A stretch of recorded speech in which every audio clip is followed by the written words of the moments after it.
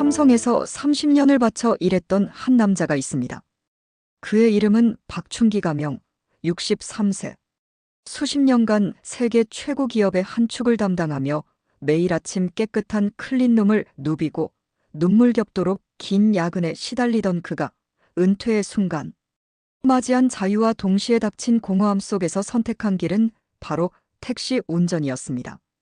극한의 업무 속에서 부서 내 경쟁과 상사의 눈치를 견뎌내며 살아온 그는 어느 날 회식 자리에서 너의 건강은 언제까지 유지될 수 있을까? 라는 한마디에 깊은 후회와 함께 자신의 인생을 되돌아보기 시작했습니다. 매일 수많은 시간을 사무실에서 보내며 가족과의 추억을 쌓지 못했던 그에게 퇴직 후 찾아온 허전한 아침의 정적은 너무나도 낯설고 쓸쓸했습니다. 그렇게 깊은 고민 끝에 박춘기 씨는 한치의 망설임도 없이 결심합니다. 내 인생, 이제는 다시 달려봐야겠다. 누구도 예상하지 못한 이 선택은 바로 서울의 번화한 도로 위에서 시작되었습니다. 택시 기사가 된 그의 첫날은 과거 직장에서의 정형화된 삶과 전혀 다른 자유롭고 인간적인 만남의 연속이었습니다. 승객 한 분 한 분의 얼굴 속에 그가 잃어버렸던 따뜻한 인간미와 사회적 연결고리가 숨어 있었고, 그들과의 짧은 대화 속에서 그는 다시금 자신이 살아있음을 느꼈습니다. 이 영상은 단지 한 사람의 전향 이야기가 아닙니다. 30년간 정해진 길만 걸어온 수많은 은퇴자들이 지금 이 순간에도 새로운 도전을 통해 인생의 의미를 재발견할 수 있음을 증명합니다. 과연 박춘기 씨는 어떤 계기로 택시 운전대를 잡게 되었으며 그 선택이 그의 삶에 어떤 변화를 가져왔을까요? 지금 바로 그 놀라운 여정을 함께 따라가 보시죠. 영상 시작에 앞서 구독과 좋아요 부탁드립니다. 자료조사, 인터뷰 등 많은 활동에 정말 큰 도움이 됩니다. 삼성 제조업 30년 직장 생활의 현장. 서울의 한 60대 초반 남성 박춘기 씨는 삼성전자 계열 제조업체에서 30년을 근무했습니다. 그는 반도체 공장의 생산 엔지니어로 커리어를 시작해 말년에는 생산 라인 관리직까지 올랐습니다. 매일 새벽 일찍 출근해 공정 라인을 점검하고 문제 발생 시 밤늦게까지 현장에 매달리는 일이 일상이었습니다. 최첨단 생산 설비가 돌아가는 현장은 분 단위로 성과를 측정했고, 박춘기 씨는 오차없는 생산 목표 달성을 위해 휴일에도 전화기를 손에서 놓지 못했습니다. 그가 몸담은 삼성의 제조 공장은 청정복 클린룸 복장을 입고 들어가는 반도체 라인부터 쉴 새 없이 가동되는 스마트폰 조립 라인까지 늘 빠듯한 일정으로 돌아갔습니다. 직무 특성상 장시간 근무와 잦은 야근은 당연하게 받아들여졌고, 가끔은 해외 공장 출장까지 소화하며 삼성맨으로서의 자부심과 책임감을 버틸 힘으로 삼았습니다. 조직 문화와 승진의 벽. 삼성 조직 문화의 가장 큰 특징은 철저한 성과주의와 엄격한 직급 체계였습니다. 젊은 시절 박춘기 씨는 성과만 좋으면 승진과 보상이 따라오는 분위기에 열정적으로 일했습니다. 그러나 경력이 쌓여 과차장급이 된 이후에는 상황이 달라졌습니다. 대리과장 시절 함께 입사했던 동기들도 하나둘 회사를 떠나기 시작했고, 남은 이들 사이에는 임원 승진의 벽이 존재했습니다.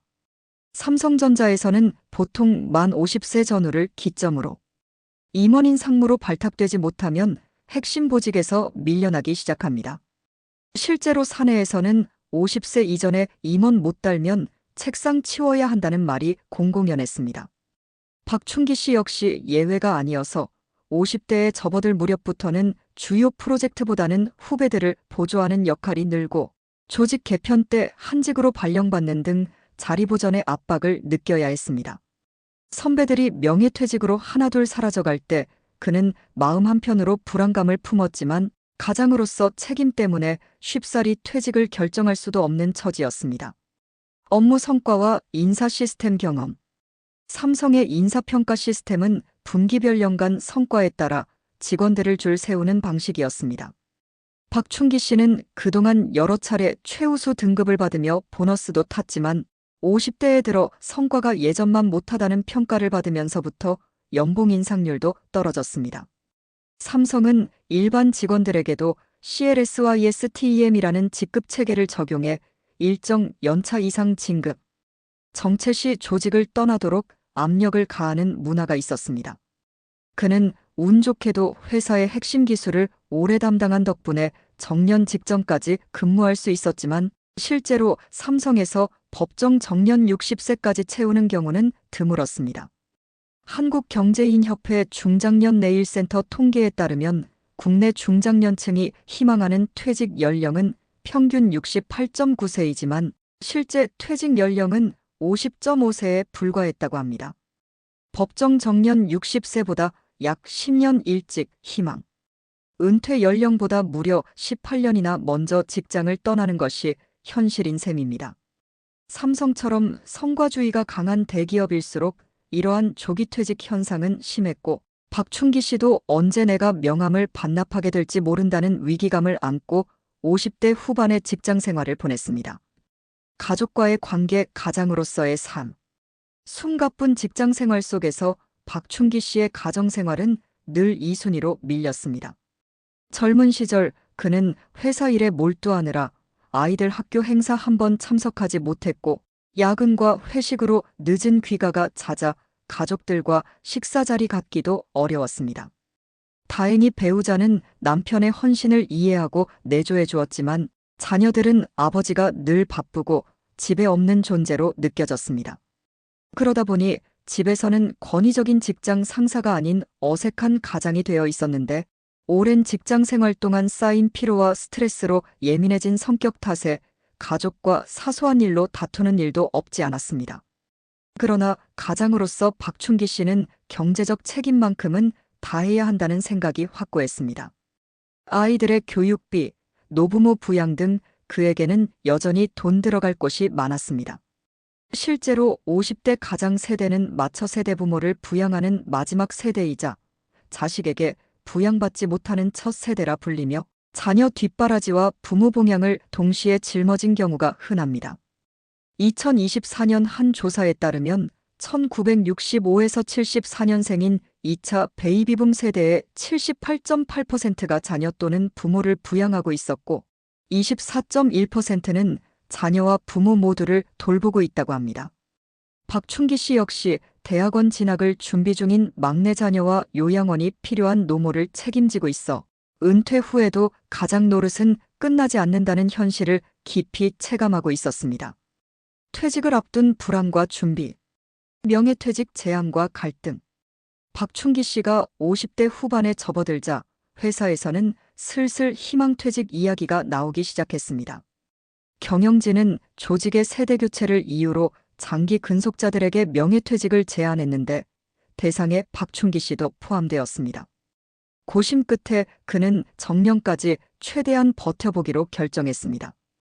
퇴직 후 생계를 자신할 수 없었던 데다 30년 가까이 몸담은 회사에 대한 애정과 자부심도 있었기 때문입니다.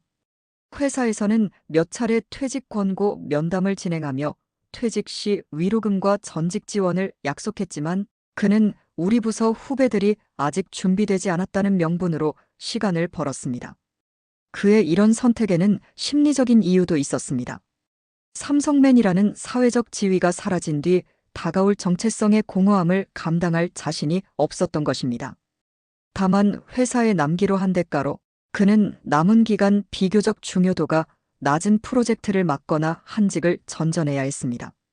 옛날 부하 직원이 팀장이 되어 지시를 내리는 상황도 받아들여야 했습니다.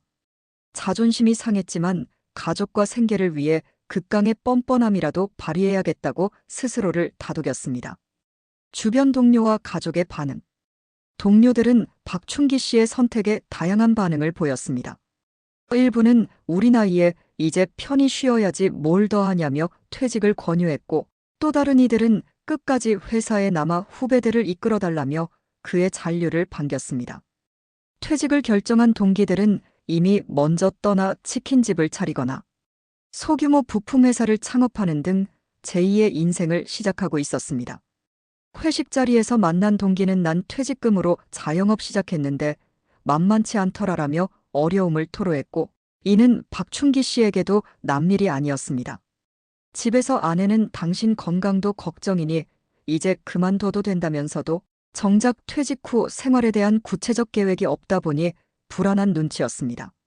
자녀들은 아빠, 우리도 다 컸으니 이제 하고 싶은 일 하면서 좀 쉬어요라고 말했지만 박춘기 씨는 가장으로서 경제적 부담이 남아있는 한마음 놓고 쉴 수가 없었습니다.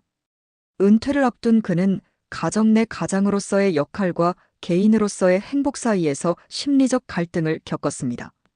결국 정년까지 1년을 남겨둔 시점 그는 회사에 남아있던 마지막 동기 한 명이 퇴직하는 것을 보고 결단을 내리게 됩니다. 이젠 때가 되었구나 하고 명예퇴직 신청서에 사인을 한 것입니다. 퇴직 직전의 준비와 불안.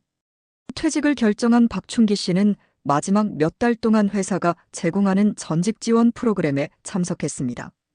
이력서 쓰는 법, 은퇴 후 재무 설계, 프랜차이즈 창업 설명회 등 다양한 내용이 있었지만 정작 30년 만에 처음 맞는 이력서 작성은 쉽지 않았습니다. 무엇보다 50대 후반의 대기업 출신을 원하는 곳이 많지 않다는 현실을 느끼며 자괴감이 들었습니다. 실제 사례로 억대 연봉을 받던 50대 대기업 엔지니어 김모 씨도 퇴직 후 50곳이 넘는 회사에 지원했지만 서류 전형조차 통과 못했다는 보도가 있을 정도입니다. 박춘기 씨는 재취업 대신 소자본 창업을 고려하여 평소 관심 있던 자영업 관련 세미나에도 나가봤습니다. 주변에서는 퇴직금으로 가게 하나 해봐라는 권유도 있었죠. 하지만 그는 선뜻 용기가 나지 않았습니다. 그 무렵부터 밤잠을 설치는 날이 많아졌고 30년간 당연하게 여겼던 출근길이 끝난다는 상실감이 서서히 밀려왔습니다. 회사 밖의 삶은 어떨까? 막연한 두려움과 기대가 교차한 채로 그는 30년 직장 생활의 막을 내릴 준비를 해나갔습니다. 은퇴 후 마주한 새로운 현실. 퇴직 직후의 심리 변화. 2020년대 초반 어느 날 박춘기 씨는 드디어 정년퇴직 기념회와 함께 회사를 떠났습니다. 퇴직한 첫 아침, 알람 없이 느긋하게 눈을 뜬 그는 왠지 모를 불안감과 함께 허탈한 자유를 느꼈습니다. 출근하지 않아도 된다는 해방감은 잠시, 이내 자신을 옥죄는 정체성의 혼란이 찾아왔습니다. 거울 속의 자신에게 이제 나는 무엇을 해야 하지? 라고 물을 때 답이 떠오르지 않았습니다. 수십 년간 삼성 부장로 불리던 명함이 사라지자 자신의 존재 가치마저 희미해진 듯한 기분이었습니다. 이런 심리는 많은 은퇴자들이 겪는 현상입니다. 연구에 따르면 은퇴 후 우울감을 겪는 비율이 높으며 특히 일의 정체성을 강하게 부여했던 대기업 임직원일수록 심리적 충격이 크다고 알려져 있습니다. 박춘기 씨 역시 처음 몇 주간은 아무것도 하지 않은 채 집에서 TV만 보거나 인터넷 뉴스를 뒤적이는 무기력한 일상을 보냈습니다. 하루 종일 집에 있다 보니 사소한 일로 아내와 부딪히는 일도 늘었습니다. 예전에는 회사 일로 바빠서 못 느꼈던 가정 내 자신의 어색한 위치가 이제야 실감났습니다. 가족들은 그에게 취미 생활이나 여행을 권했지만 그는 좀처럼 마음이 풀리지 않았습니다. 나는 아직 할 일이 남았다는 막연한 초조와 경제적 부담감이 그의 머릿속을 떠나지 않았습니다. 경제적 현실 점검, 퇴직금과 노후자금. 퇴직 후 수입이 끊기자 박춘기 씨는 곧 경제적 현실과 맞닥뜨렸습니다. 회사에서 받은 퇴직금과 퇴직 위로금으로 약 몇억 원대 중반의 자금을 손에 쥐었지만 이를 어디에 어떻게 써야 할지 막막했습니다. 우선 주택담보대출 일부를 상환하고 보니 목돈의 상당 부분이 빠져나갔습니다. 실제 사례로 50대에 희망퇴직한 한 직장인은 퇴직금 1억 6천만 원으로 집 대출금을 갚고 나니 당장 생활비를 벌어야 했다고 합니다. 박춘기 씨 또한 비슷하게 주택대출과 남은 자녀 교육비를 정리하고 났더니 마음 놓고 노후를 보내기엔 턱없이 부족한 자금만 남았습니다. 설상가상으로 그가 기대했던 국민연금 수령은 아직 몇 년 남아 있었습니다. 당시 그의 나이는 59세였고 국민연금은 만 62세부터나 수령 가능했습니다. 삼성 퇴직연금에 가입되어 있긴 했지만 연금 개시 전까지 생활비를 댈 마땅한 소득원이 필요했습니다. 그는 퇴직 전부터 준비한 재무 설계 엑셀표를 꺼내들어 가계부를 쓰기 시작했습니다. 매달 최소한의 생활비와 의료보험료, 부모님 요양원비, 자녀 지원비 등을 합치니 상당한 지출이 예상되었습니다. 이대로라면 퇴직금도 몇 년 못 가 바닥이 날 판이었습니다. 뭔가 수입이 필요하다는 절박함이 현실로 다가왔습니다. 재취업 문턱의 높이. 경제적 필요에 따라 박춘기 씨는 은퇴 후 재취업 활동을 시작했습니다. 하지만 수십 장의 이력서를 냈어도 번번이 불발이었습니다. 경력과 연봉이 높았던 중장년층일수록 재취업이 힘든 현실은 통계로도 확인됩니다.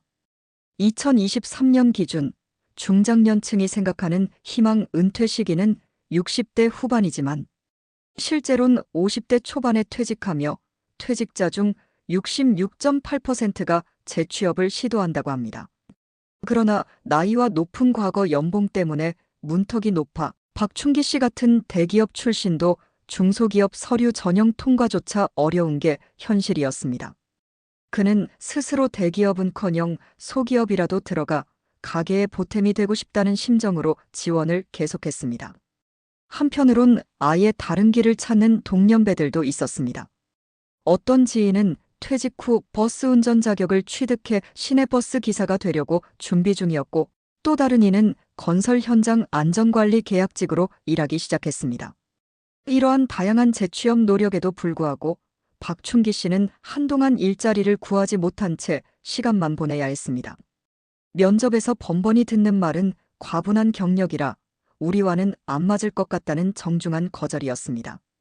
그는 처음으로 사회에서 자신이 잉여 인력이 된 것 같은 좌절감을 맛보았습니다.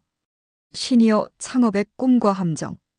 재취업이 여의치 않자 박춘기 씨의 머릿속에 마지막 남은 선택지는 창업이었습니다.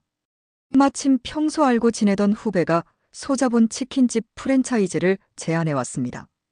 형님, 요즘 배달 시장도 크고 하니 같이 해봅시다. 퇴직 직전부터 늘 듣던 말이기도 했습니다. 실제로 대한민국에서는 은퇴 후 치킨집 창업이 하나의 클리셰처럼 통할 정도로 흔한 선택입니다.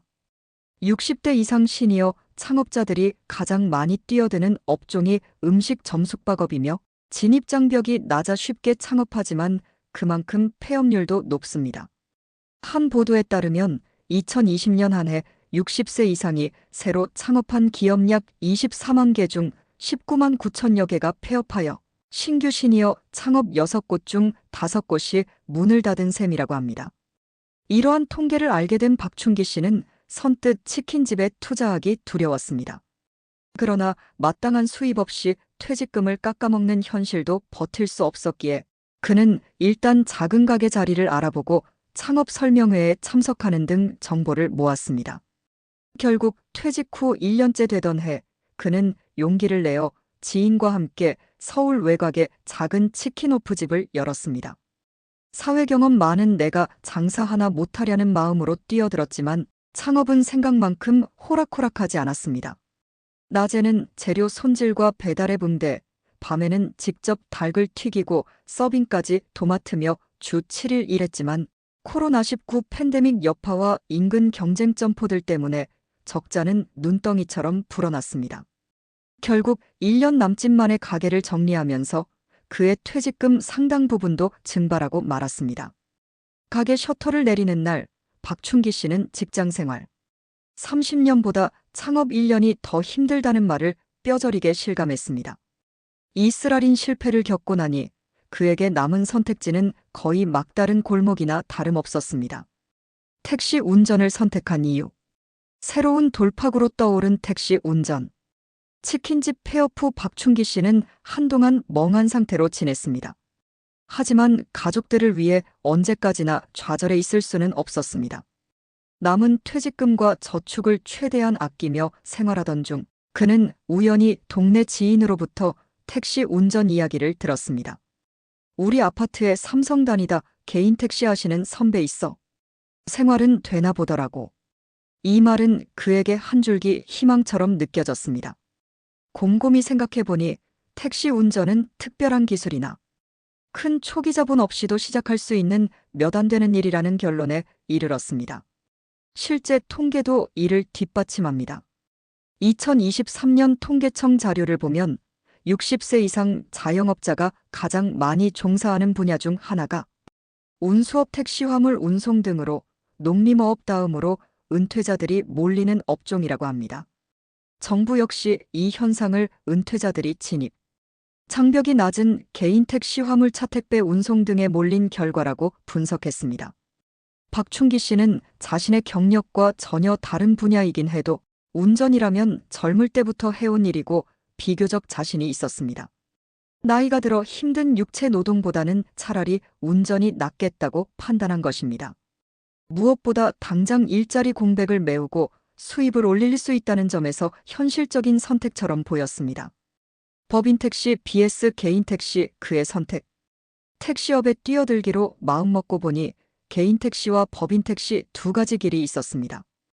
개인 택시는 본인이 면허를 사서 택시를 소유하는 형태이고, 법인 택시는 택시회사에 소속되어 회사차를 모는 형태입니다.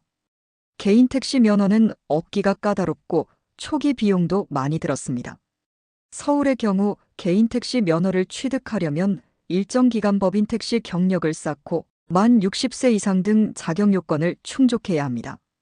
면허 권리금도 수천만 원에 달한다는 이야기에 박춘기 씨는 현실적으로 바로 개인 택시를 하기는 어렵다고 판단했습니다. 반면 법인 택시는 비교적 진입 문턱이 낮았습니다.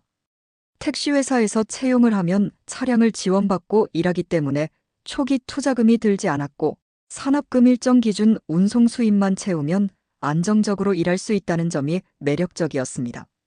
다만 법인 택시의 경우 수입이 적다는 편견과 회사 소속으로 겪어야 할 규율이 조금 마음에 걸렸습니다.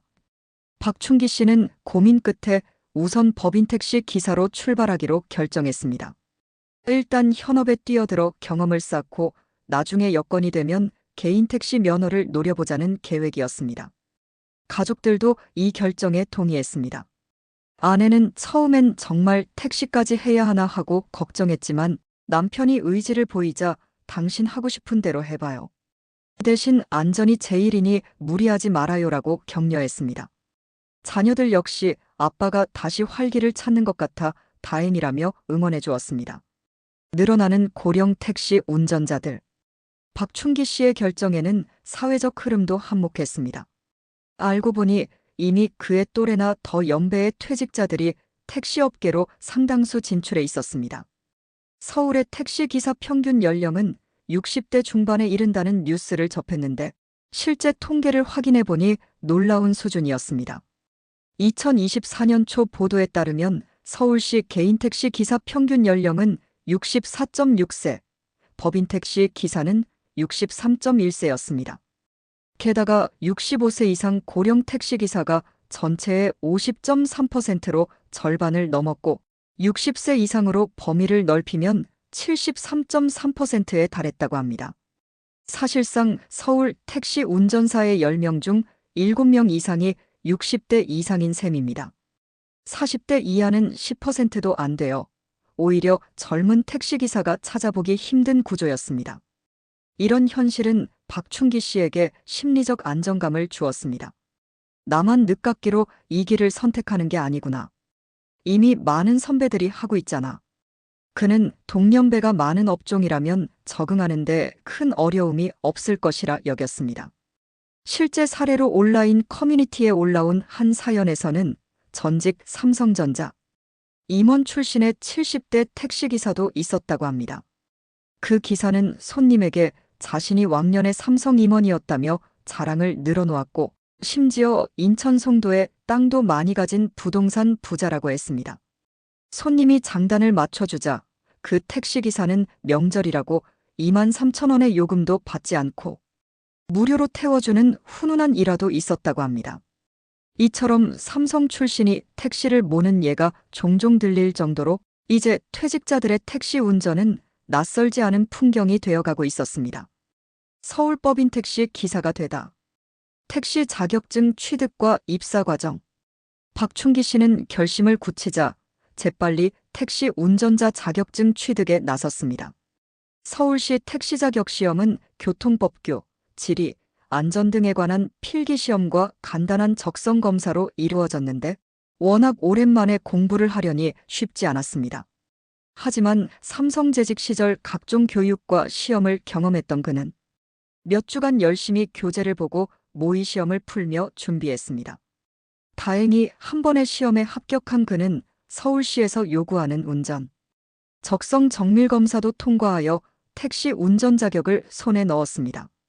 이후 서울 시내법인 택시 회사 여러 곳에 입사 지원을 했습니다. 그의 상경 시절 첫 직장이 수원 근교 공장이었지만 택시 운전을 하려면 승객이 많은 서울시에서 일하는 것이 유리하다고 판단했습니다. 몇몇 택시 업체에서는 60대 초반의 지원자를 탐탁찬화하기도 했으나 마침 한 중견 택시 회사에서 경력직 채용처럼 받아주는 곳이 있었습니다. 인사 담당자는 요즘 워낙 기사 구하기가 어려운데 잘 오셨다며 반겼습니다. 실제로 택시업계는 열악한 처우로 기사들이 줄어들어 만성 인력난이며 코로나 시기 많은 운전자가 이탈한 이후로 회복이 더딘 상황이었습니다. 그는 그렇게 서울 강남에 있는 S택시 주식회사에 정식 입사하여 법인 택시 기사가 되었습니다. 새로운 명함에는 더 이상 대기업 부장의 직함이 아닌 택시 운전기사 박춘기 씨로 써 있었지만 오히려 그는 오랜만에 일자리를 얻었다는 안도감에 들떴습니다. 첫 출근 날의 풍경.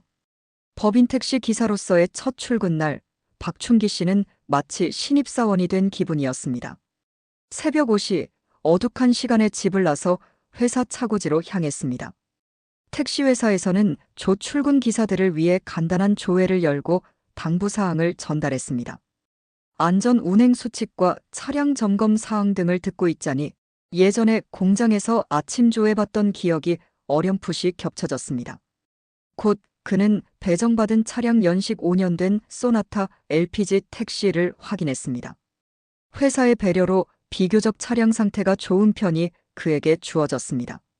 차량 앞에 붙은 서울 영바, 영번호판과 옆면의 회사 로고를 보니 비로소 실감이 났습니다. 출발 전 그는 차량 타이어 공기압과 엔진 오일, 브레이크 등을 꼼꼼히 점검했습니다. 제조업 출신답게 이런 점검은 익숙한 일이었습니다. 차고지 동료 기사들이 처음이신데 긴장되시겠어요? 천천히 하세요라며 말을 건넸습니다. 동료들은 대부분 60대 이상의 선배 기사들이었습니다. 어떤 이는 70을 바라보는 나이로 버스를 운전하다 은퇴 후 택시를 하는 분이었고 또 다른 이는 공무원 정년퇴직 후 택시를 시작했다고 소개했습니다. 나 같은 사람들이 모인 곳이라는 생각에 그는 한편으로 안심이 되었습니다. 오전 5시 30분 교대자에게 밤새 운행한 차량을 인수받은 그는 택시 뒷유리에 붙은 빈 차 등을 켜고 첫 운행을 시작했습니다. 그 순간 정말 내가 택시기사가 되었구나 하는 감정과 함께 묘한 사명감과 긴장감이 그의 가슴을 파고들었습니다. 적응을 위한 노력과 시행착오. 초반 며칠간 박춘기 씨는 서울길 지리에 익숙해지기 위해 고군분투했습니다. 운전 경력은 오래됐지만 막상 승객을 태우고 몰다 보니 초행길 같은 느낌이었습니다. 특히 강남의 골목길이나 일방통행로, 그리고 실시간 교통 상황을 파악하는데 애를 먹었습니다. 다행히 스마트폰의 내비게이션 앱과 택시용 호출 단말기 사용법은 금방 익혔습니다. 삼성에 있던 시절 각종 IT 기기를 다뤄봤던 경험이 도움이 되었습니다. 어떤 동료 기사는 연세가 많아 카카오택시 앱 사용도 서툴렀지만 박춘기 씨는 기술적 어려움은 없었습니다. 그러나 초반에는 실수도 있었습니다. 한 번은 승객을 태우고 목적지로 향하던 중 경로를 잘못 선택해 돌아가는 바람에 승객이 불만을 표시하기도 했습니다. 그는 진심으로 사과드리고 요금을 일부 받지 않았습니다. 또 다른 날은 승객을 내려주고 요금 결제. 단말기 조작이 서툴러 결제 취소를 해버려 당황해서 회사 선배에게 전화로 도움을 청하기도 했습니다. 이러한 시행착오에도 불구하고 며칠 지나지 않아 그는 서울시 주요 도로망과 승객 패턴을 파악하기 시작했습니다. 예컨대 출근 시간대에는 어느 지점에 손님이 많은지, 금요일 밤에는 어떤 번화가에 콜이 폭주하는지 등의 노하우를 차츰 터득했습니다. 회사에서도 신입 기사 교육을 통해 기본적인 것을 가르쳐 주었고, 선배 기사들은 자신만의 단골 콜 지역이나 팁을 알려주며 그를 도와주었습니다. 박춘기 씨는 성실하고 적극적인 태도로 빠르게 적응해 나갔습니다. 역시 삼성 다니신 분이라 그런지 배우는 속도가 남달라요. 라는 동료의 말에 그는 오랜만에 자존감을 느꼈습니다. 60대 택시기사의 일상과 근무 환경. 하루 일과 새벽부터 오후까지. 박춘기 씨는 새벽형 근무를 선택했습니다. 법인 택시 기사는 대개 2교대로 운행하는데 그는 비교적 이른 시간대 주간조를 맡았습니다. 새벽 4시 30분에 일어나 간단히 준비 운동을 한 뒤 5시까지 차고지에 도착하는 것으로 하루를 시작합니다. 전날 밤 근무한 기사로부터 차량을 인계받고 5시 30분경 첫 승객을 태우러 나섭니다. 이른 아침에는 주로 새벽 출근하는 직장인이나 시장에 물건 떼러가는 상인들이 손님입니다. 그는 하루를 시작하는 다른 이들의 분주함을 태우고 다니며 자신의 새로운 아침 근무에 적응했습니다. 오전 7에서 9시 출근 러시아워에는 강남 일대에서 여의도나 광화문 등 도심으로 향하는 승객이 많아 쉴 틈 없이 운행합니다. 차 안에서 울리는 라디오 뉴스는 여전히 세상이 돌아감을 느끼게 해주었고 가끔은 삼성 관련 소식이 흘러나오면 귀가 쫑긋해지기도 했습니다. 오전 10시쯤 러시아워가 한풀 꺾이면 근처 택시 휴게소나 커피숍에 잠시 차를 세워둔 채 숨 돌릴 시간을 갖습니다. 동료 기사들과 모여 막대 커피를 타 마시며 이런저런 담소를 나누는 것도 일상의 일부가 되었습니다. 30년간 회사 구내식당에서 동료들과 먹던 아침을 이제는 휴게소에서 동년배 기사들과 함께하는 모습으로 바뀌었지만 그는 거기서도 나름의 동료애를 느끼고 있었습니다. 점심 무렵에는 관광객이나 근교 이동 손님 등을 태우며 꾸준히 일했습니다. 한 번은 외국인 관광객이 탑승했는데 예전에 회사 다니며 익힌 영어를 써먹을 기회도 있었습니다. 오후 2시쯤 되면 그의 근무 교대 시간이 다가옵니다. 보통 오후 3시 전에 차고지로 복귀해 차량을 세차하고 연료를 채워놓은 뒤 야간조 기사에게 인수인계를 합니다. 그날의 매출과 특이사항을 전달하고 나면 그의 하루 일이 끝납니다.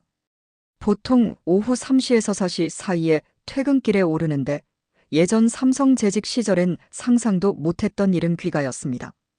처음에는 어색했지만 집에 돌아와 저녁을 직접 장만해 가족을 기다리거나 동네 경로당에서 자원봉사하시는 부모님을 잠깐 찾아뵙는 등 퇴근 후 자신만의 시간을 갖는 법을 배우고 있습니다.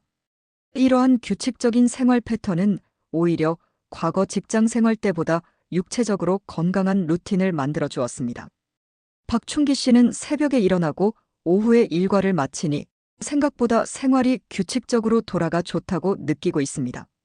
일과 후 충분히 휴식을 취하고 일찍 잠자리에 드는 생활은 건강관리에도 도움이 되었습니다. 승객들과의 소소한 이야기.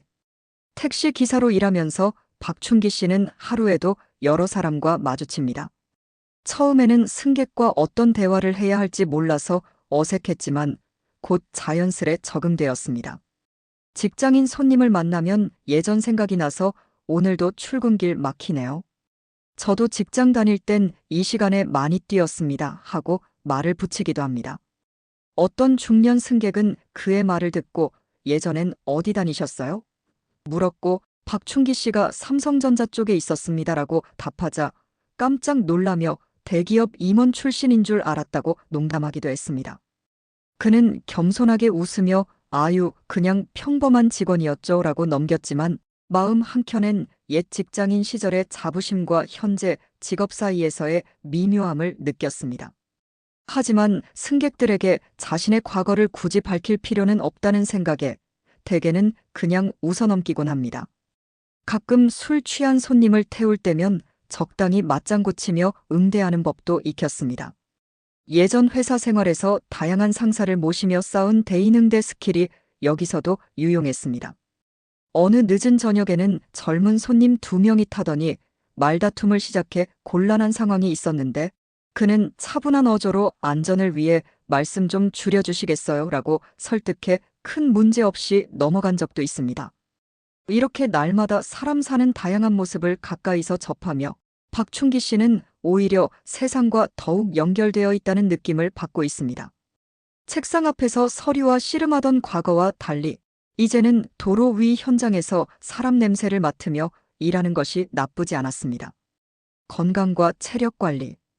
60대에 새로운 직업을 시작한 만큼 체력 관리는 중요한 과제였습니다. 하루 평균 8에서 10시간 운전석에 앉아 있는 일은 예상보다 허리와 관절에 부담을 주었습니다. 처음 몇 주는 적응하느라 허리 통증과 목 뻐근함으로 밤잠을 설친 적도 있습니다. 그는 곧 스트레칭과 체조를 생활화했습니다. 아침에 일어나기 전 점심 승객을 내려준 후 퇴근 후 저녁에 틈틈이 허리를 펴고 다리를 움직여주곤 합니다. 또한 오래 앉아있는 탓에 혈액순환이 걱정되어 압박 스타킹을 신기도 했습니다.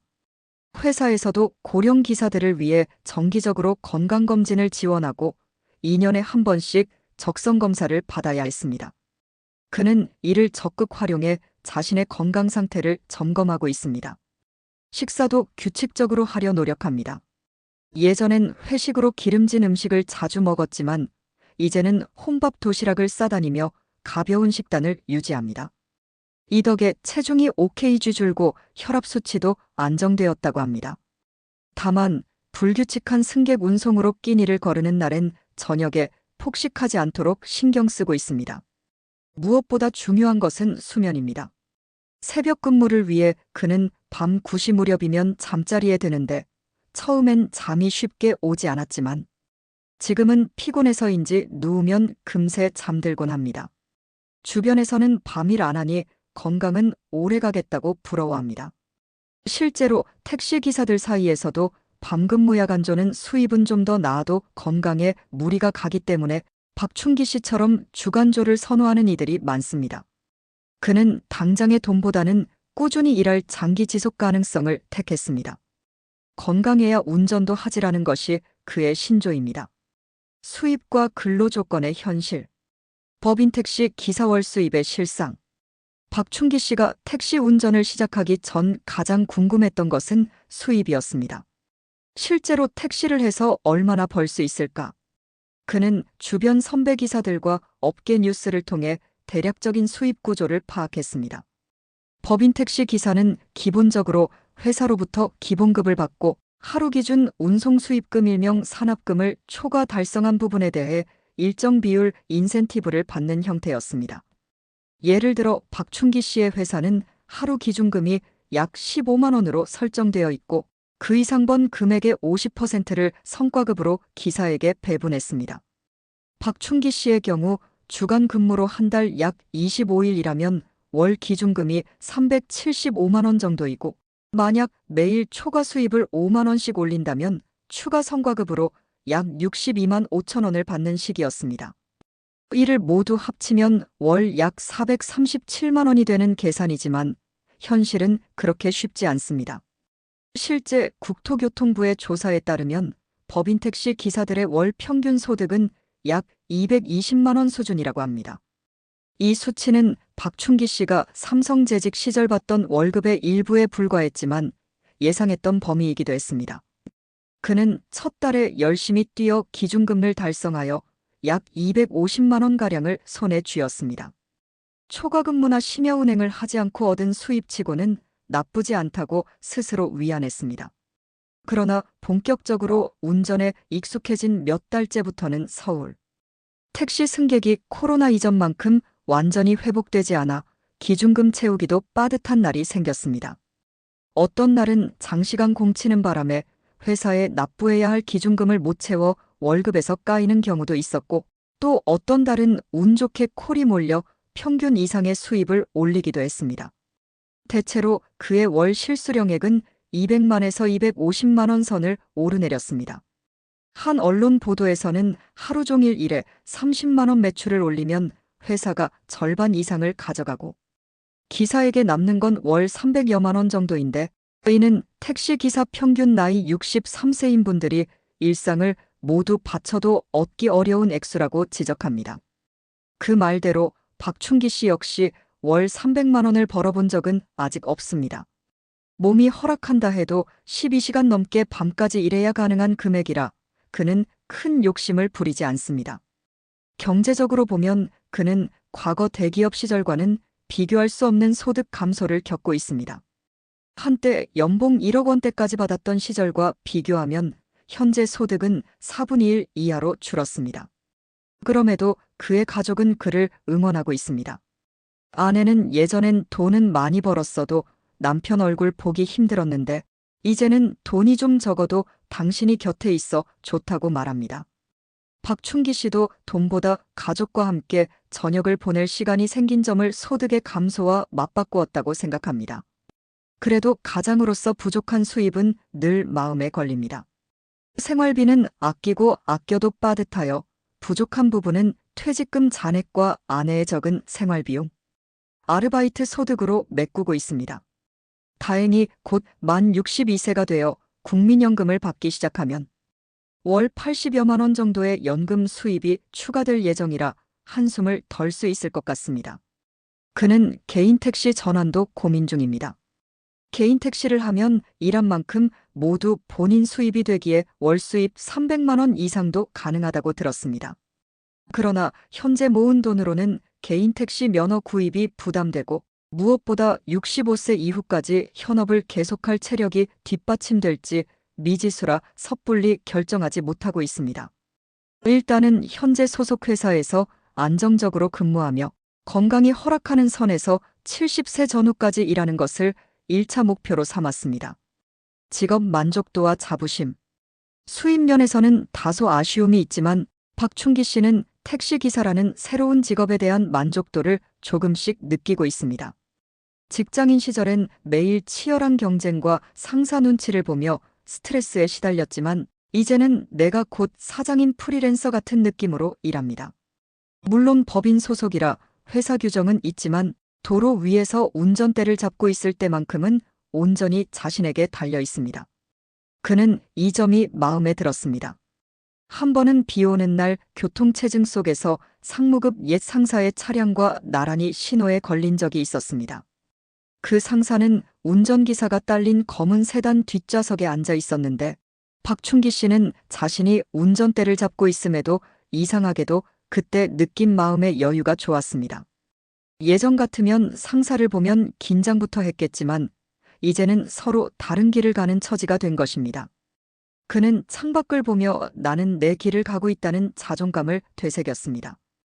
또한 승객을 목적지까지 안전하게 모셔다 드리고 고맙다는 인사를 받을 때의 뿌듯함은 이전 직장 생활에서는 느끼기 힘들었던 종류의 성취감입니다. 예전에 회사에서 제품을 출하하며 느끼던 성취와는 또 다른 사람을 직접 도왔다는 보람이 있습니다. 반면 힘든 점도 분명 존재합니다. 일부 무례한 승객을 만나면 감정적으로 상처를 입기도 합니다.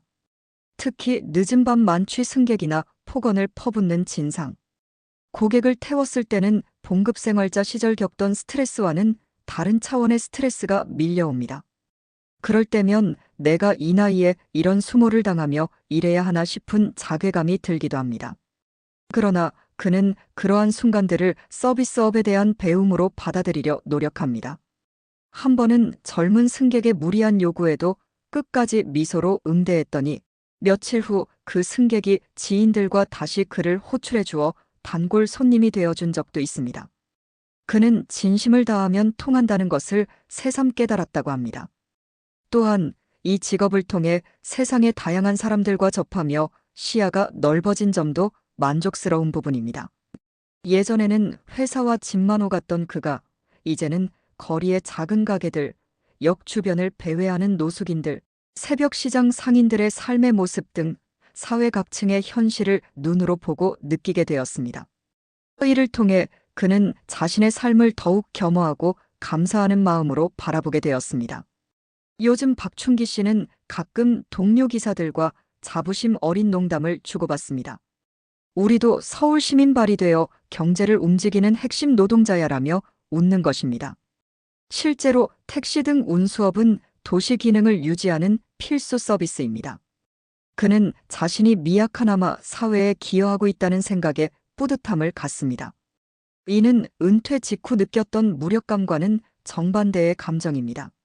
한편으로 박춘기 씨는 과거 삼성에서 갈고 닦은 체계적인 일처리 습관을 이 일에도 적용하고 있습니다. 차량 정비 상태를 수시로 기록하고 승객이 많던 시간과 위치 데이터를 메모해 두었다가 다음 작업에 활용하는 등 스스로를 관리합니다. 이런 프로다운 태도 덕분에 그의 회사에서도 신뢰를 받아 신입 기사, 교육대 조언자로 참여해달라는 요청을 받기도 했습니다. 그는 언제부턴가 후배 격인 50대 신입 기사들에게 우리 나이에 시작해도 할 수 있다는 것을 몸소 보여주는 롤모델처럼 여겨지고 있었습니다. 가족의 시선과 관계의 변화, 배우자의 이해와 지지. 박춘기 씨의 아내는 남편이 택시기사가 되겠다고 했을 때 솔직히 걱정부터 앞섰습니다.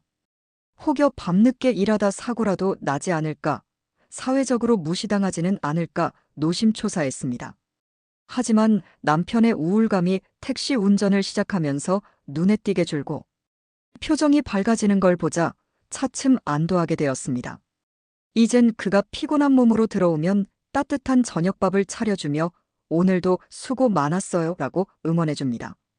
가끔 심야 호출을 받아 늦게 들어올 땐 문자 메시지로 안부를 묻고 새벽 출근길엔 보온병에 커피를 타주는 등 세심하게 배려합니다. 그녀는 남편이 삼성에 다닐 때보다 지금이 가정에 더 충실하다고 느낍니다. 예전에는 회사 일로 집안 행사도 제대로 챙기지 못하던 남편이 이제는 크고 작은 집안일을 도맡아 해주기도 하니 오히려 함께 늙어가는 동반자로서 정을 더 느낀다고 합니다. 이 부부에게도 경제적 고민이 없는 것은 아니지만 아내는 돈은 좀 적어도 당신 건강하고 활기찬 게 중요하다고 말합니다. 남편이 사회와 단절되어 우울해하는 모습을 보는 것보다 비록 택시라도 운전하면서 자신감을 되찾은 모습을 보는 게 훨씬 행복하다는 것입니다. 자녀들의 생각과 응원. 성인이 된 자녀들은 아버지의 새로운 도전을 존중하고 있습니다. 처음에 자녀들은 친구나 지인들에게 아버지가 택시 운전을 시작했다는 말을 꺼내기 조심스러워하기도 했습니다. 하지만 곧 그런 편견을 버리고 SNS에 아버지 자랑을 할 정도로 생각이 바뀌었습니다. 큰딸은 자신의 페이스북에 우리 아버지 30년 직장 생활 마치고도 멋지게 새 출발하시는 존경스러운 분이라고 올려 많은 좋아요를 받았습니다. 가족들은 주말에 함께 모이면 아버지의 택시 에피소드를 들으며 대화를 나눕니다. 아버지가 어떤 손님을 태웠고 서울 어디를 처음 가봤는데 좋았다더라 등의 이야기는 자녀들에게도 신선하게 다가옵니다. 특히 대학생 막내 아들은 가끔 친구들과 술자리 후 일부러 아버지 택시를 호출해 타기도 합니다. 어느 날 막내가 취기가 오른 채 아빠, 대한민국에서 제일 멋진 택시기사인 거 알지? 라고 말했을 때 박춘기 씨는 웃으며 대답했지만 속으로 뜨거운 무언가가 치밀어 올랐습니다. 자녀들은 또 아버지의 안전을 최우선으로 여깁니다. 무리해서 돈 벌 생각 말고 천천히 오래 해요. 우리 아직 아빠한테 용돈 받을 나이는 지났으니 걱정 마시고요라며 경제적 부담을 덜어주려 합니다. 덕분에 박춘기 씨는 마음의 짐을 조금 내려놓고 일에 임할 수 있습니다. 그는 오히려 예전에 바빠서 못해준 걸 만회하려는 듯 근무를 마치고 돌아오는 길에 시장에 들러 장을 봐오거나 집안 수리를 도맡아 하는 등 가정적인 아버지로 변모했습니다. 아이들은 그런 아버지를 보며 예전에 일만 하시던 모습보다 지금이 더 인간적이라며 관계가 오히려 돈독해졌다고 말합니다. 박춘기 씨의 은퇴 후 행보를 지켜보는 주변의 시선도 다양했습니다. 처음에 삼성 동료들 몇몇은 결국 택시 하시는구먼 하며 안쓰럽다는 반응을 보였다고 합니다. 아무래도 대기업 정년퇴직자가 생계형 택시를 모는 걸 사회적 지위, 하락으로 보는 인식이 남아 있었기 때문입니다. 그러나 몇 달 뒤 다시 만난 자리에선 박춘기 씨가 생각보다 활력이 넘치는 모습에 놀랐다고 전했습니다. 오히려 부러워. 나는 집에서 무료하게 있는데. 차라리 나도 택시나 할까? 라는 말을 건넨 옛 동료도 있습니다. 실제로 함께 근무했던 후배 한 명은 퇴직 후 박춘기 씨를 찾아와 택시 입문 상담을 받기도 했습니다. 그는 선배의 현실적인 조언 덕분에 현재 지방에서 법인 택시를 시작하여 잘 적응하고 있습니다. 주변 친구나 친척들도 처음에는 우려 반, 호기심 반으로 이것저것 물어봤지만 지금은 역시 성실한 당신이니 뭐든 해내는구먼 하고 응원해줍니다. 한편 박춘기 씨 부부가 다니는 교회의 교인들은 그가 퇴직 후 택시기사가 되었다는 소식에 격려 모임을 열어주었습니다. 그 자리에서 70대 중반의 한 교인은 나도 퇴직하고 경비 일을 하고 있는데 우리 세대는 뭐라도 하는 게 행복한 것 같다라고 해 모두 공감했습니다. 이렇게 동년배 사이에서는 박춘기 씨의 선택이 점차 긍정적인 사례로 받아들여지고 있습니다. 몸 건강하고 의지만 있으면 우리도 제2의 인생을 개척할 수 있다는 메시지를 주변에 전파한 셈입니다. 물론 세상에 편견이 완전히 없는 것은 아닙니다. 간혹 처음 만난 사람들이 학벌이나 경력을 물으며 은근히 그렇게 공부 많이 하시고 결국 운전하시냐는 투로 말할 때도 있습니다. 박춘기 씨는 그런 상황을 크게 개의치 않습니다. 그는 몰라서 하는 소리라고 생각하며 자신의 선택에 자부심을 갖기로 했습니다. 어느 날은 택시에 탄 30대 직장인이 투덜거리며 요즘 젊은 것들은 힘든 일 안 하려고 해서 문제라고 하자 박춘기 씨는 빙그레 웃으며 누군가는 힘든 일도 해야 돌아가는 게 세상이라고 답했습니다. 지나가는 말이었지만 그 속에는 자신의 일에 대한 긍지가 담겨 있었습니다. 고령화되는 택시업계와 사회적 시선. 앞서 언급했듯 현재 서울의 택시업계는 고령화의 정점에 서 있습니다. 2020년 통계에서는 이미 법인 택시 기사의 49%가 60대 이상, 개인 택시는 71%가 60대 이상으로 고령 운전자 비율이 매우 높았습니다. 이후 코로나19를 거치며 젊은 기사들이 더 줄고 은퇴자 위주로 재편되면서 2024년 기준으로는 택시기사 10명 중 760대의 조기 퇴직한 베이비부머 세대가 대거 택시업계로 유입된 영향이 큽니다. 제조업, 공기업, 군인, 교사 등 이전 직업은 다르지만 퇴직 후 제2의 일자리를 찾는 행로에서 만나는 곳 중 하나가 택시였던 것이죠. 진입장벽이 낮고 일정한 소득이 보장되는 점, 그리고 특별한 전문 기술보다는 운전면허와 일정 건강만 있으면 도전할 수 있다는 점이 매력으로 작용했습니다. 실제로 통계청이 집계한 60세 이상 자영업자 수는 2023년 약 207만 3천 명으로 전년보다 7만 5천 명 증가했는데 그중 운수업 택시 운송 종사자가 농어업 다음으로 많다고 합니다. 이는 박춘기 씨처럼 은퇴자들이 대거 운수업종으로 몰린 결과입니다. 이렇듯 고령 택시기사가 많아지자 사회적으로는 우려와 대책 논의도 나오고 있습니다. 고령 운전자 교통사고 증가가 대표적인 이슈입니다. 실제 2023년 보도에 따르면 택시버스 등 사업용 차량 사고 중 운전자가 65세 이상인 경우가 전체의 56%를 차지해 전년보다 사고 비중이 늘었다고 합니다. 정부는 이에 대해 일정 연령 이상 운전자의 자격 요건을 강화하거나 정기검진을 엄격히 하는 방안을 연구 중입니다. 하지만 한편으로는 몇몇 고령 기사들의 실수로 전체를 규제하면 생존권 침해라는 반발도 있습니다. 특히 택시의 경우 운전 외 생계가 마땅치 않은 노년층이 많아 일괄적인 연령 제한은 현실적으로 어려운 문제입니다. 박춘기 씨는 이러한 뉴스를 접할 때마다 착잡한 마음이 듭니다. 나도 나이 들어 판단력이 흐려지면 어쩌지, 하지만 아직 일할 수 있는데 연령만으로 그만두라 하면 난 어떻게 되나 등 복잡한 생각이 교차합니다. 다행히 그는 아직 건강상 큰 문제도 없고 운전 감각도 유지하고 있지만 몇 년 후엔 본인도 이 논의의 한복판에 놓일 수 있음을 알기에 자기관리에 더욱 힘써야겠다고 다짐합니다. 택시 기사로서 겪는 사회의 변화. 고령자가 많아지면서 택시업계도 여러 변화가 생겼습니다. 먼저 승객들의 인식 변화입니다. 과거엔 젊은 기사를 선호한다는 말도 있었지만 요즘은 워낙 기사 대다수가 중장년층이다 보니 손님들도 자연스럽게 받아들이는 분위기입니다. 오히려 어떤 승객들은 연배 있는 기사를 만나면 오래 운전하셨으니 안전하게 부탁한다며 신뢰를 보내기도 합니다. 박춘기 씨도 가끔 손님에게 베테랑 기사님이라 든든하네요 라는 말을 들으면 어깨가 으쓱해집니다. 반면 디지털 기술 격차로 인한 세대 차이는 존재합니다. 앱으로 호출하고 결제하는 시스템에 일부 고령 기사들은 어려움을 겪어 젊은 승객과 말다툼이 나는 경우도 있다고 합니다.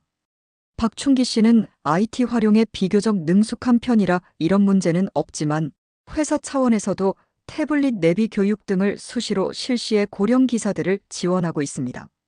또 하나의 변화는 근로 환경 개선 논의입니다. 택시 기사들의 평균 연령이 높다 보니 무리한 산업금 제도에 대한 개선 요구가 커졌습니다. 16시간씩 운전하는 19세기식 노동 착취가 2024년 택시 현장에 존재한다는 비판이 힘을 얻으며 서울시 등 지자체는 법인 택시 월급제 보완, 휴식시간 보장 등을 추진하고 있습니다. 실제 서울시는 법인 택시 기사들의 월 평균 임금이 231만 원에 그친다는 자료를 공개하며 처우 개선 필요성을 인정했습니다. 이는 비록 완전한 해결까지 시간이 걸리겠지만 고령 기사들의 처우와 안전을 위한 긍정적 신호로 볼 수 있습니다. 박춘기 씨 개인으로 보면 그는 이런 변화의 흐름 속에서 스스로를 단련하며 살아가고 있습니다. 그는 요즘 세대의 빠른 변화에 뒤처지지 않으려 뉴스와 유튜브 등을 통해 정보를 꾸준히 얻습니다. 특히 택시 기사들이 모이는 온라인 카페에 가입해 동료들의 경험담과 조언을 수시로 읽습니다. 거기에는 자신의 처지와 비슷한 50에서 60대 전직 전문직, 공무원 출신 기사들의 사연이 즐비합니다. 어떤 이는 처음엔 자존심이 허락 안 했는데 막상 운전대를 잡으니 마음 편하다는 글을 올렸고 또 다른 이는 산업금 스트레스에 건강이 걱정된다는 하소연을 하기도 합니다. 박춘기 씨는 그들의 이야기에 공감하면서도 자신의 긍정적인 면을 잃지 않으려 애씁니다. 택시 기사로 산다는 게 쉽진 않지만 그렇다고 불행한 것만은 아니다라는 생각으로 마음을 다잡습니다. 오히려 그의 이야기를 들은 몇몇 사람들은 퇴직 후 택시 같은 전혀 다른 일에 도전한 용기가 대단하다면서 박수를 보내주곤 합니다. 그는 이때 작은 사명감을 느낍니다. 자신이 잘 버텨내는 모습이 후배, 은퇴자들에게 하나의 길잡이 사례가 될 수 있다는 생각에 하루하루 최선을 다하고 있습니다. 제2의 인생에 대한 만족감과 향후 계획, 스스로 평가하는 현재 삶. 박춘기 씨에게 택시 운전자로서의 삶은 때로 힘겹지만 전체적으로 만족스러운 선택으로 자리 잡아가고 있습니다. 그는 스스로 자신의 현재를 10점 만점에 7점 정도로 평가합니다. 잃은 것도 있고 얻은 것도 있다는 뜻입니다. 잃은 것이라면 경제적 여유와 책상 앞에 안정된 일상이겠지만 얻은 것은 자유로운 시간, 새로운 사람들과의 교류, 그리고 무엇보다 스스로 일해낸다는 자존감입니다. 무엇보다 중요한 건 삶의 목적이 다시 생겼다는 것입니다. 은퇴 직후 무기력증에 빠졌을 때와 달리 지금 그는 내일 몇 시에 일어나 어디로 간다는 분명한 일정이 있고 만날 사람들이 있으며 해낼 일이 있습니다. 이는 정신 건강에도 큰 도움이 되었습니다. 최근 건강검진에서 의사는 그의 혈압과 혈당 수치가 오히려 퇴직 직전보다 안정되었다고 전했습니다. 규칙적인 생활 리듬과 적당한 긴장감이 몸에 긍정적 영향을 준 것입니다. 가족들과의 관계도 좋아져서 주말에는 손주들을 돌보는 재미도 생겼습니다. 그는 회사 다닐 땐 꿈도 못 꾸던 손주 봐주기를 지금은 즐긴다며 웃습니다. 인생 2막에 접어들어 비로소 삶의 다양한 면을 누리고 있다고 느끼는 것입니다. 개인 택시 전환과 은퇴 계획. 물론 앞으로 풀어야 할 과제도 있습니다. 박춘기 씨는 현재 60대 초반으로 얼마나 더 운전할 수 있을지 스스로 계획을 세워두고 있습니다. 일단 향후 5년은 건강이 허락하는 대로 지금의 법인 택시 회사에 몸담을 생각입니다. 그 후 60대 후반쯤이 되면 개인 택시 면허를 고민해 볼 예정입니다. 왜냐하면 개인 택시로 전환하면 시간 조절을 스스로 할 수 있어 더 유연하게 근무할 수 있기 때문입니다. 현재도 법인 택시 기사들은 일정 연령 이상이 되면 회사 측과 계약 문제도 생길 수 있고 체력이 달리면 장시간 근무가 어려워 수입이 더 줄 수 있습니다. 개인 택시라면 하루에 2~3시간만 일해도 되고 필요하면 쉬어가며 반은퇴 생활로 전환하기 수월합니다. 다만 개인 택시의 장점만 있는 것은 아닙니다. 차량 유지비, 보험료 등 모든 걸 혼자 책임져야 하고 무엇보다 혼자 길에 나서는 고독한 싸움이 될 수도 있습니다. 다만 개인 택시의 장점만 있는 것은 아닙니다. 차량 구입 및 유지비, 보험료 등 모든 비용을 혼자 책임져야 하고 회사 동료 없이 홀로 길에 나서는 외로운 싸움이 될 수도 있습니다. 또 고령 운전자에 대한 규제가 강화된다면 개인 택시 면허를 따도 오래 운행하지 못할 가능성도 있습니다. 이런 점들을 저울질하며 박춘기 씨는 당분간 현에 만족하고 천천히 미래를 준비할 생각입니다. 지금처럼 건강을 유지하며 60대 후반까지 법인 택시 기사로 일하고 이후 컨디션에 따라 개인 택시로 반은퇴 모드로 전환하거나 완전 은퇴를 고려할 계획입니다.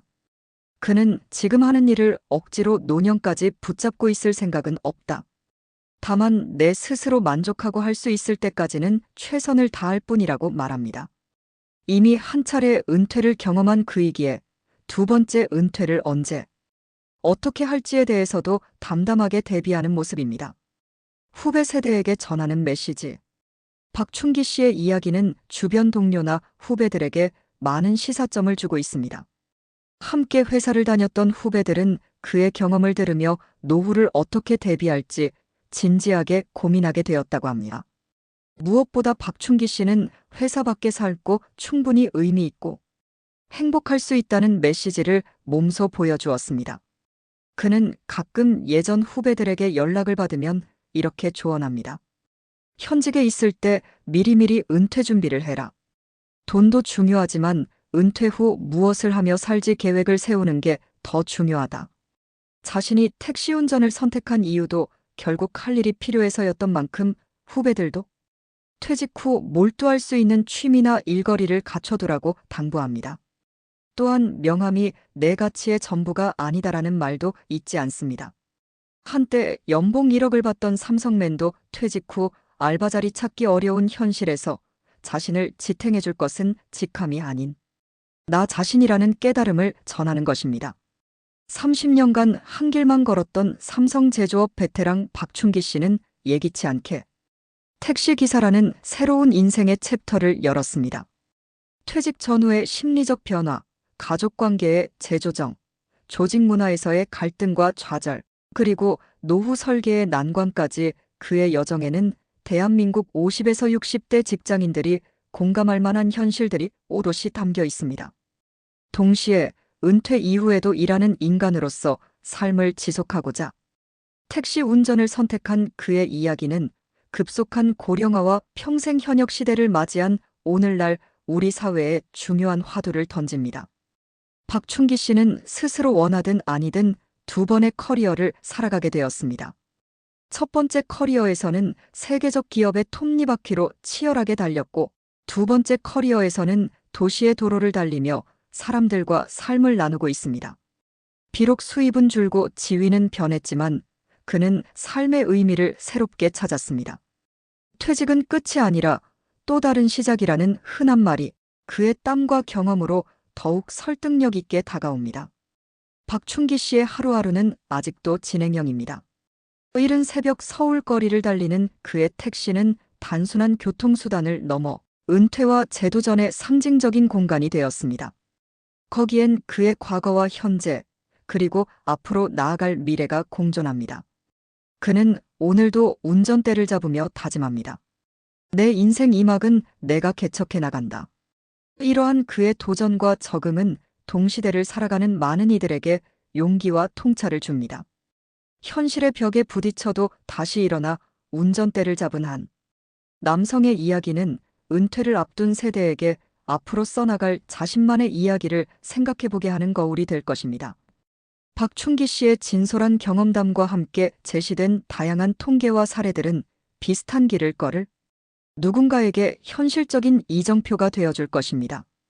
오늘도 그는 주황빛 거리등 밑에서 새로운 손님을 맞이하며 인생의 새로운 페이지를 쓰고 있습니다. 은퇴 후에도 삶은 계속되고 도전은 멈추지 않는다. 박춘기 씨의 달리는 택시가 우리에게 알려주는 값진 진리입니다.